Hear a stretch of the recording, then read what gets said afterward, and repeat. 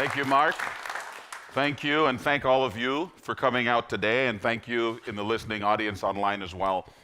I'm really excited about the opportunity to talk to you about what we've been doing, how we got here, and where we're going in the future. So today, I'm going to tell you a story. I'm going to tell you a story about Lucid Air and what we've done to get here, how we're growing Lucid Air, how we launched Gravity and scale Gravity with a magnificent growth in Q4. And then I'm going to talk to you about our distribution network. We've got to deliver these vehicles, so we're growing our distribution network around the world. There's 42 new locations around the world. And then I'll land on this new diversified revenue source. It's $1 billion of revenue, but I really like it. I'll tell you why I like it in a little bit. For Lucid Air, Mark already spoke about the fact that this vehicle was the most awarded vehicle since inception. It's great for us that it's been growing like it has consecutively year over year, last year ending up #1 in its segment, but it's not just that we're #1 in our segment for last year in the EV segment. 6 consecutive quarters leading its EV segment. And last Q3 to Q4, that growth is 23% in volume and 30% in market share, really solidifying our position. We're going to continue growing that position. I'm excited about that. And then we launched Gravity and started scaling Gravity. And you can see from Q3 to Q4, 4x growth in Gravity deliveries. Really excited about that, positioning us well for continued growth with this vehicle already winning awards. Gravity has gotten off to a really good start for us. One of the reasons I like Gravity is because 80% of the customers coming into Gravity are actually new to Lucid. So we're growing, we're expanding our attainable market. And I like that. The other thing I like about this is that 28% of the conquests in the Gravity are coming from non-SUV segments. So I like to say we're actually growing the SUV segment with this vehicle that's not just the best EV on the planet, it's the best damn car. And don't listen to us. Let's look at what some of the critics and our writers in the industry and outside have had to say. Motor Trend said, this is the best, as good as an EV SUV gets. And I actually think the EV was a typo. I think they meant to say, it's as good as an SUV gets. And if so, I agree with them. This is literally as good as an SUV gets. And then Esquire, as we won the 2026 Car of the Year, said the car defies the laws of physics. And it's true. Who would have thought that an SUV that carries 7 people and their luggage can also get 450 miles of range on a single charge? And oh, by the way, outperform sports cars on the straightaway and around curves and in every other way. And oh, by the way, still maintain the maneuverability that we love in parking. It does things that shouldn't be possible. That's defying the laws of physics.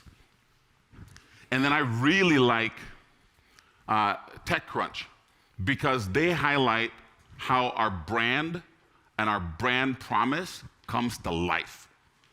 Compromise nothing.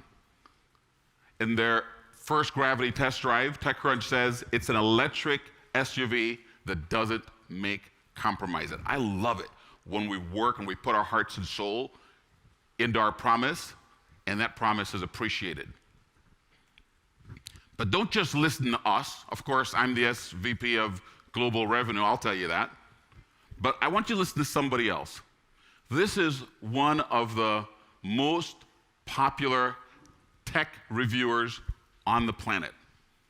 Not a car guy, a tech reviewer who just happens to love cars. And so when we heard that he test drove our Air, I, of course, was very interested in hearing what he had to say and what he was going to tell his 20 million followers who have looked at his videos billions of times. Let's listen to what Marques Brownlee has to say. I daily drove a Model S for many years. I said they were basically the best daily driver you can get. But then I found one that I feel like one-upped the Model S in every useful way, and that was the Lucid Air. I think they just do the packaging so much better. It drives super well. They have a lot of space on the interior. They have a power opening frunk, more frunk space. They have more rear foot space. They have better headroom. It also has CarPlay and Android Auto. All the things about being in the car are great. Yeah, Lucid Air, that's the obvious alternative. That's pretty cool. I was excited about that. And when I thought it couldn't get any better, I heard he also drove a Gravity. And here's what he had to say about the Gravity.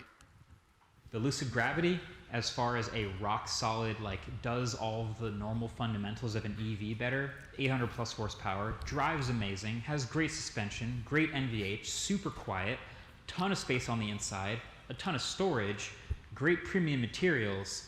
It's just aimed at being the ultimate alternative to the Model X. Yeah, it succeeded.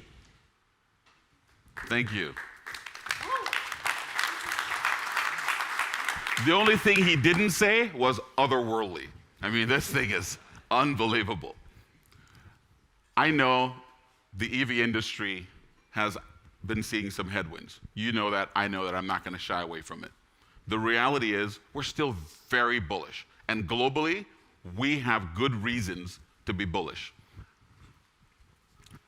When we look at the S&P Mobility forecasts for the growth of EVs globally, excluding China. If China were included, this would be a much bigger number. But look at the growth at the darker portions of the bars. This is from 2025 to 2035, 15% compound annual growth rate. That's stunning. And by the way, that's when the gas-powered cars over that period will be declining. We are growing. Our segment's growing. Our industry is growing. We're very bullish, 3.5x in the next 10 years. So why would you believe these numbers? I know you see a lot of forecasts out there. Think about this. Whenever there's new technology, there's this hype, this technology hype, and there's a hype curve out there where everybody gets excited about the new technology. They don't know what it is, but they want one. And then they begin questioning themselves. And then they chase after some new shiny object. But as attraction takes, and people realize that in this case, the EV makes a lot of sense. They don't have to go to gas stations and smelly up their hands or stand in a dark gas station getting gas at night. They can just plug it at home. And oh, by the way, the cost of ownership is so much lower, and the performance is instantaneous. And oh, by the way, it's the only thing robotaxis will work on. And these vehicles get better with time every day. As a matter of fact, I'm downloading software on mine right now. So right as I speak, like any other great investment, my investment is increasing in value as it gets better. That's why we believe this will go. So let's overlay the hype cycle over the S&P data, and it matches almost exactly. We're just at the bottom of what we call the trough of disillusionment as we begin to grow and get traction, and growingly and globally, we're going to grow. We're going to continue to grow, and I'll explain to you why in a few slides. But we've also had some industry tailwinds. Recently, you might have heard that one of our competitors, who will not be mentioned, announced that they're going to cancel production of the Model S and Model X. And there's 350,000 of those vehicles in the car park in the United States. We're going to help those people